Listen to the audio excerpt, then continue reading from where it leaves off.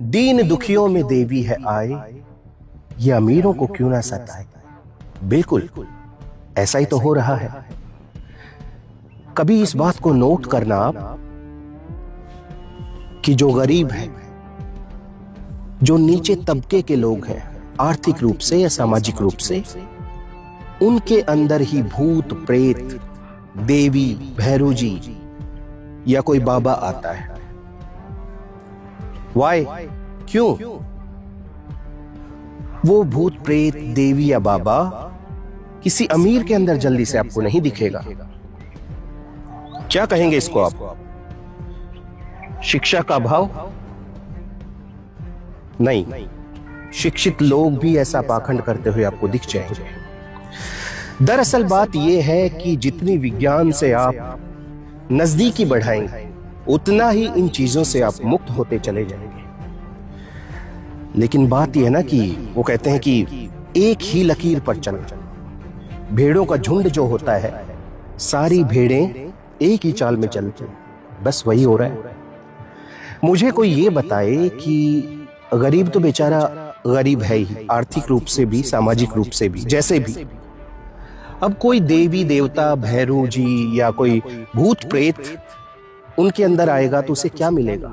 जो बेचारा खुद भूखा नंगा है, उसके पास आकर क्या मिलेगा? वो किसी अमीर के पास जाए ना, जहां पर 56 भोग उसको मिलेंगे।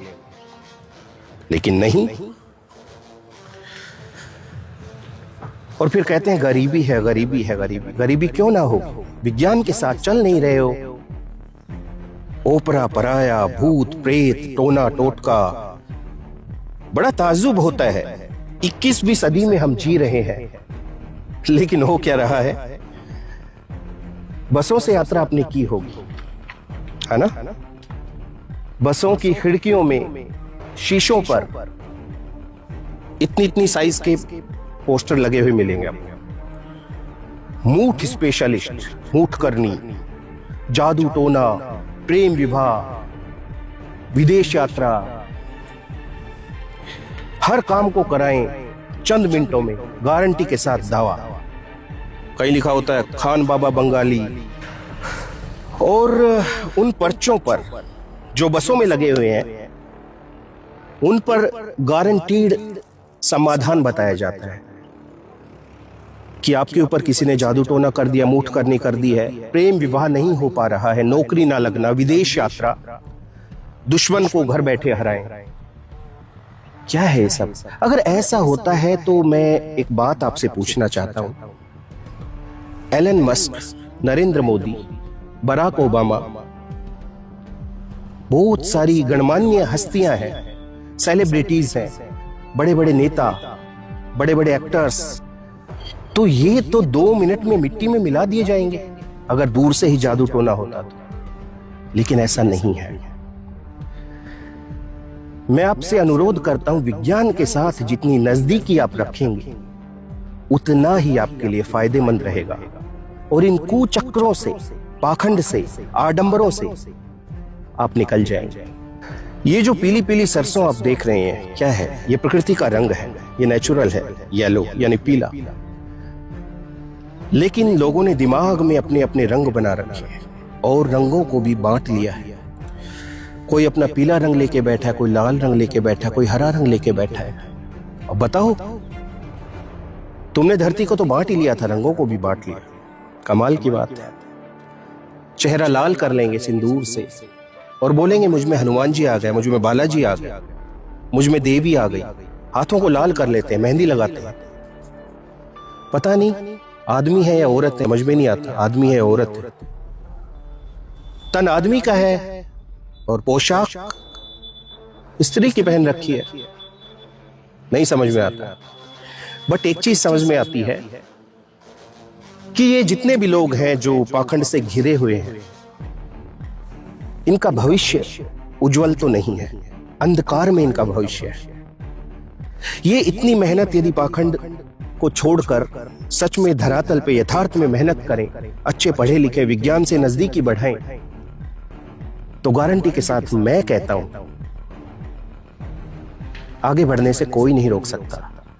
अंधकार को उजाले में बदल सकते हैं। और ये सुधीरा एक चैलेंज करता है दुनिया के सभी तांत्रिकों से, तथा कथित बाबाओं से, ये जो अपनी मंडी खोल के बैठे हैं, दरबार खोल के बैठे हैं,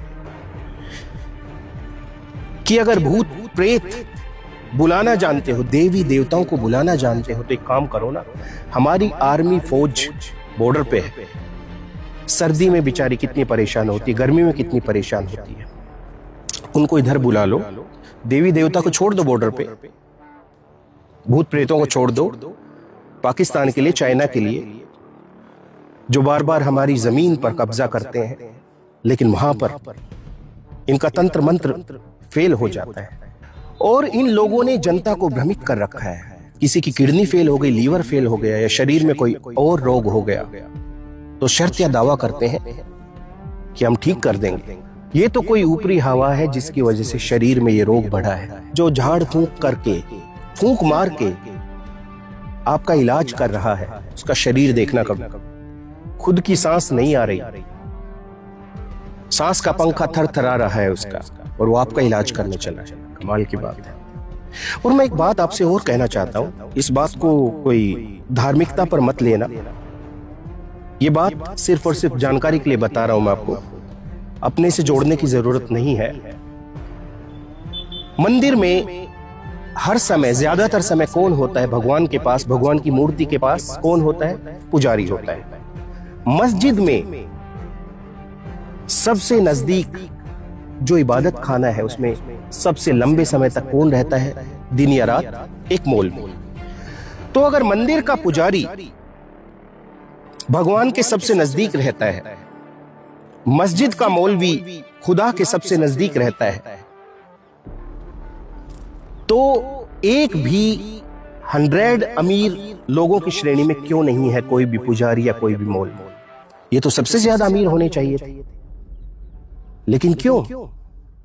एक्चुअली एक मूवी आई थी थोड़े दिन पहले, कुछ साल पहले, पीके में एक जुमला बार बार दोहराया जाता था कि कोई फिरकी ले रहा है, फिरकी ले रहा है, सच में ही फिरकी ले रहे हैं। उसको पाने का रास्ता सबसे सरल है, सबसे आसान है।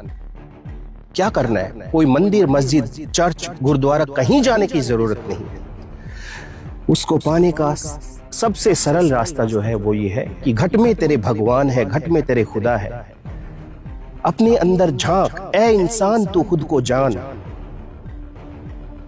लेकिन नहीं, इंसान खुद को जानने की बजाय दूसरों को जानने में लगा है, पत्थरों को जानने में लगा है। एक जड़ पदार्थ आपको क्या दे सकता है? एक जड़ पदार्थ आपको कुछ नहीं दे सकता है। ये जो चेतन शरीर है, ये चेतन शरीर, इसके अंदर परमात्मा बैठा हुआ है। और कहते किस्मत, हाथों की लकीरों में किस्मत होती है।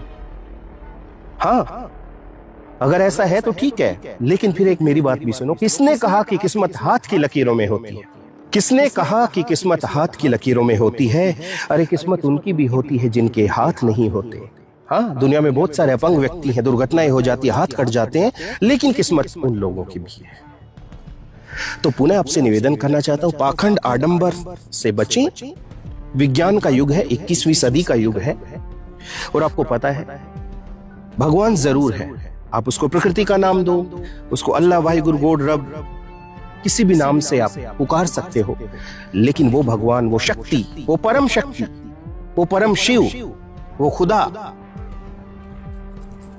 आपके घट में बैठा है। ऐ इंसान तो खुद को जान। और आपको एक बात और बता देता हूं, प्रकृति इतनी गहरी है, जो लोग दावा करते हैं, खासकर ये तथाकथित बाबा, कि हमने धरती को जान लिया है, उधर स्वर्ग है, उधर नरक है।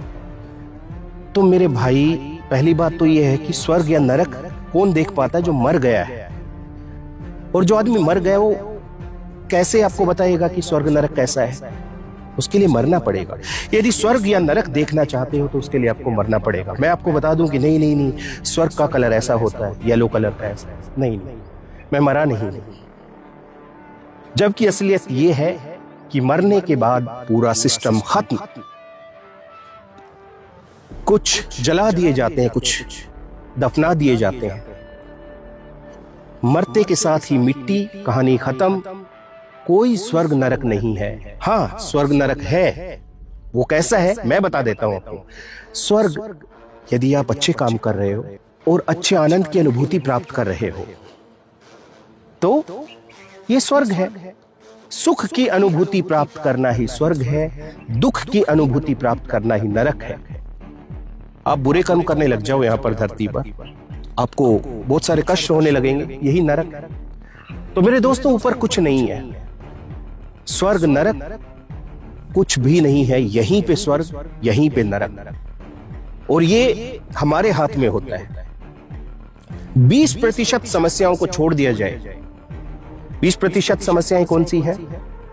बाढ़ आना, भूकंप आना, ओलावृष्टि, ठीक है, कहीं धरती फट गई, कुछ भी हादसा हो जाना, प्राकृतिक आपदा आ जाना, हम गाड़ी चला रहे हैं 100 की स्पीड एक सिंगल रोड पर, या नशे में गाड़ी चला रहे हैं, तो ये हम मौत को खुद दावत दे रहे हैं, आमंत्रित कर रहे हैं। तो 80% जो हमारे पास है हम उसको संभाल सकते हैं, बाकी राम भरोसे होता है, ऊपर वाले के भरोसा होता है। तो यही स्वर्ग है, यही नरक है। जीवन जीने का उद्देश्य क्या है? जीवन जीने का उद्देश्य आज तक कोई समझ ही नहीं पाया है।